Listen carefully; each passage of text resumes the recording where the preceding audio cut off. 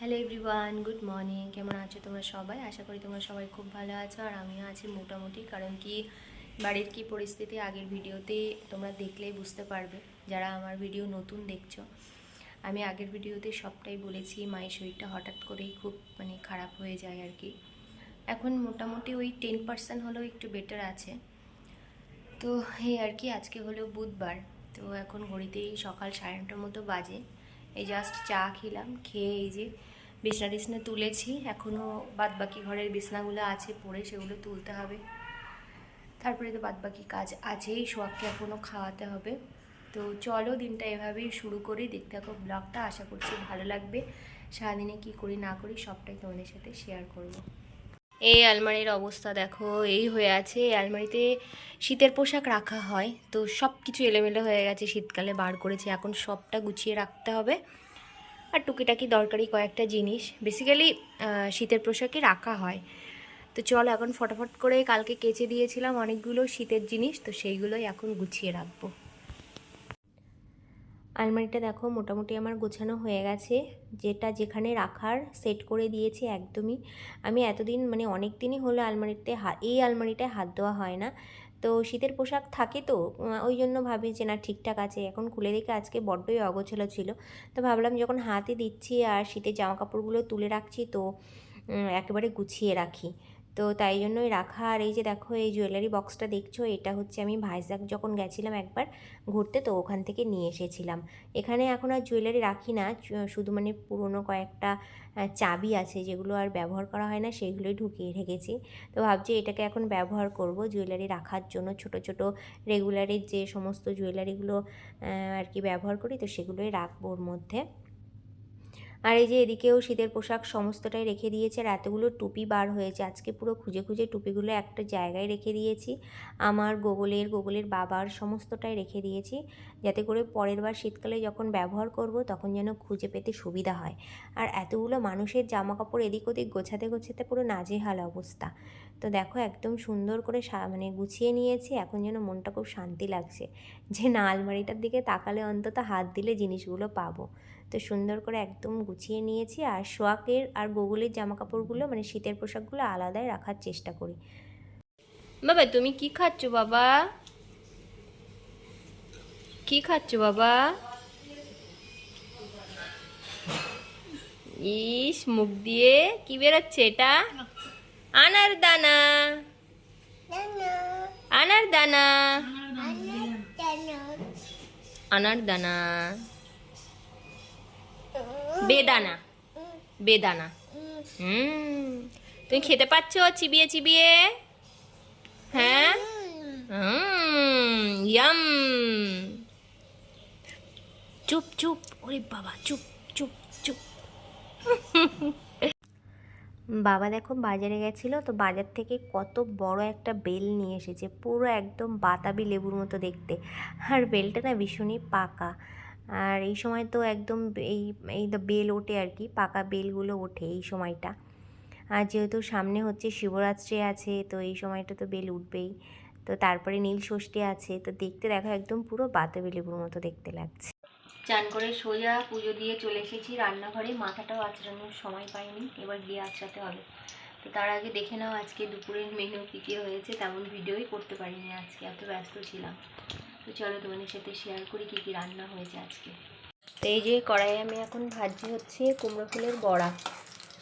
এটা আমাদের বাড়ির সবাই মোটামুটি খেতে খুব ভালোবাসে।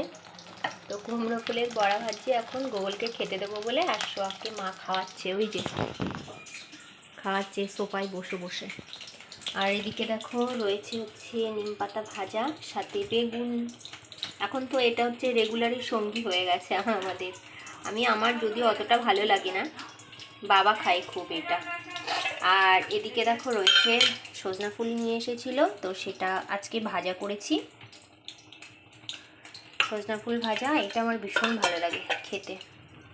আর এদিকে রয়েছে হচ্ছে মাটন। আজকে মায়ের নাকি একটু মাটন খেতে ইচ্ছে হয়েছে, তাই জন্য নিয়ে এসেছে বাজার থেকে মাটন অল্প করে, তো এইটা রান্না হয়েছে। তো এই হচ্ছে আজকে সিম্পল মেনু।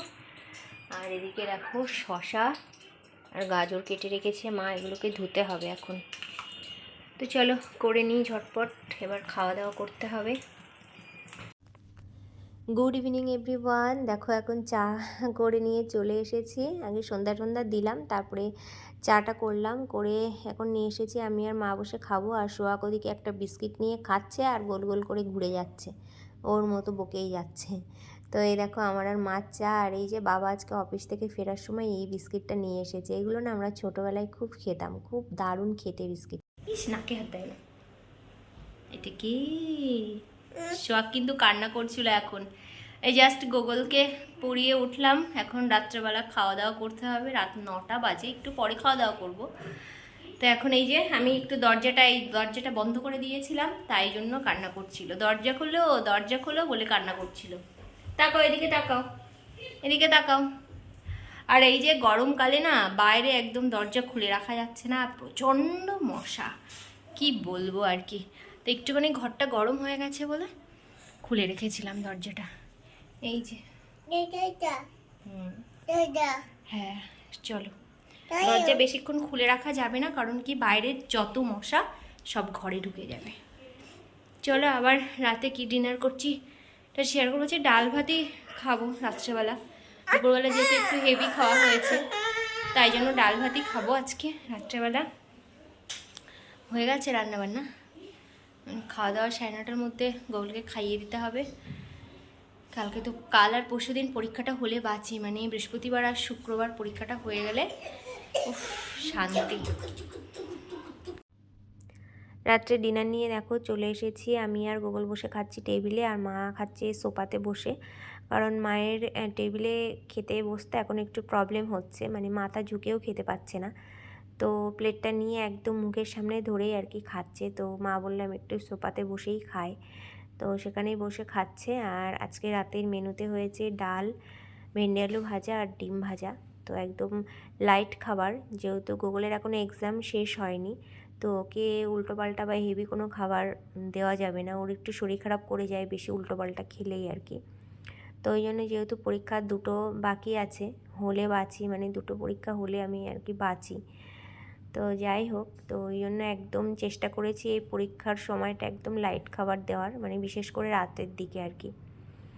তো সারাদিনে কি হয় না হয় সেই সব তো সব সময় আমার সামনে বলতেই থাকে, কিন্তু আমার আর শোনার সময় হয় না। তো এখন বসে বসে শুনছি, মা এই স্কুলেই হয়েছে, তাই হয়েছে, হাজারো কথা ওর। তারপরে কালকে কিভাবে পরীক্ষা দেবে সেই সমস্তই বলছিলাম।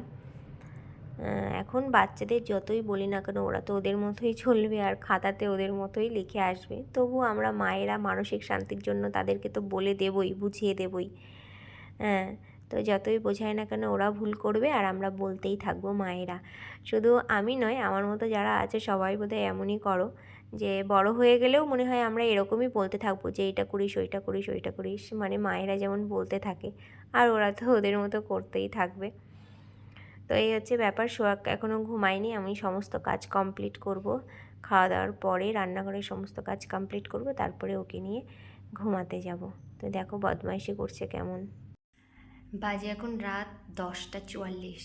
ফাইনালি সোহাগ ঘুমিয়েছে, এই জাস্ট ঘুমালো। এবার আমি ঘুমাতে যাব, আর খাওয়া দাওয়া তো হয়েই গেছে, তোমরা দেখলেই।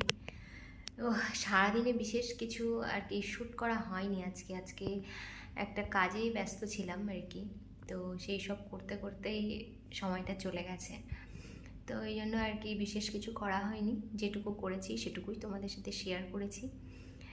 যদি ভালো লাগে অবশ্যই আমার চ্যানেলটাকে লাইক, কমেন্ট, শেয়ার করো, আর আমার চ্যানেলটাকে প্লিজ সাবস্ক্রাইব করো।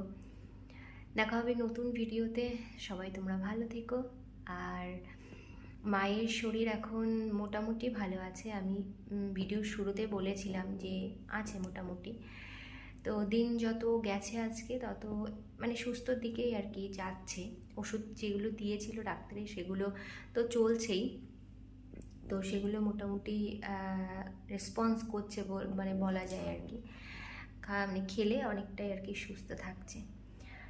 আর ডাক্তারে তো বলেই দিয়েছিল যে রিকভারি হতে একটু সময় লাগবে। তো দেখা যাক, একটু তো সময় লাগবেই।